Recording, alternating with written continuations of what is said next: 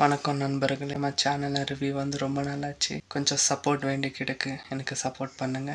இன்னைக்கு நாம ஜனநாயகம் மூவி ரிவ்யூ தாங்க பார்க்க போகிறோம். ஜனநாயகம் நம்மளுக்கு எல்லாருக்கும் தெரியும். தளபதி அவங்களோட கடைசி படம். இது எப்படி இருக்குன்னு ஒன்லைனில் சொல்ல போனாக்கா பிளாஸ்ட்னு சொல்லுவாங்களா, அந்த மாதிரி தான். இது வந்துட்டு தேட்டருக்கு போகிறதுக்கு முன்னாடியே செம்ம செலிப்ரேஷன். அந்த கட் அவுட் அந்த வைப்ல நம்ம தேட்டருக்குள்ளே போகிறோம். இத்தனை வருஷம் பார்த்து என்டர்டெயின்மெண்ட் பண்ண தளபதி இனிமேல் நாம் ஆன் ஸ்க்ரீனில் பார்க்க முடியுமான்ற ஒரு கேள்வியோட ஒரு சேடோட படம் முடிச்சிருக்காங்க.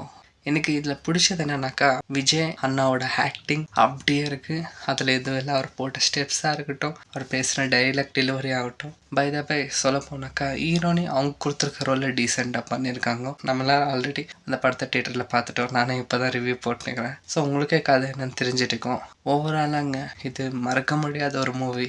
ஏன்னா ஆல்ரெடி நிறைய பேர் டிக்கெட் புக் பண்ணியிருப்பீங்க. ஜனவரியில் மிஸ் ஆகி இப்போ நீங்கள் பார்த்துருப்பீங்க.